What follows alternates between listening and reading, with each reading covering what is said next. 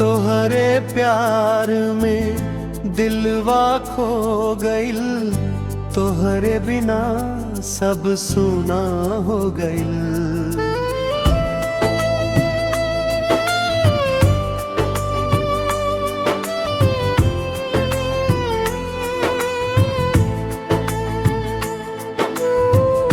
दिन होखे चाहे रात सजनी, तोहरे नामे दिलवा रो गइल।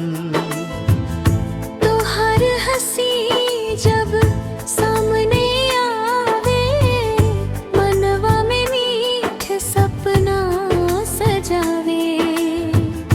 तोहर नजरिया जब दिल पे पड़े, धड़कन हजारों बात सुनावे। तू ही मोर चाहत, तू ही अरमान, तोहरे से जुड़ल बा मोर जहां। साथे रही है हर पल सजनी, तोहरे बिना अधूरा बा प्राण।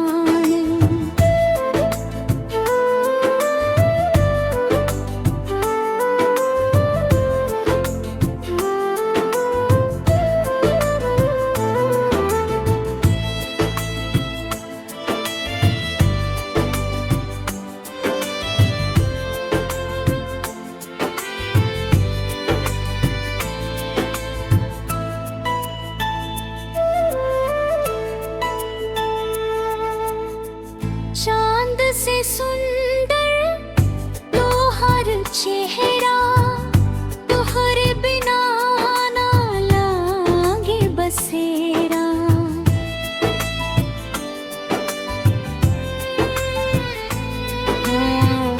जन्म जन्म के साथ निभाइब, तू बन जा मोर जीवन के सवेरा। तोहर नजरिया जब दिल पे पड़े रे, धड़कन हजारों बात सुनावे। तू ही मोर चाहत, तू ही अरमान, तोहरे से जुड़ल बा मोर जहां।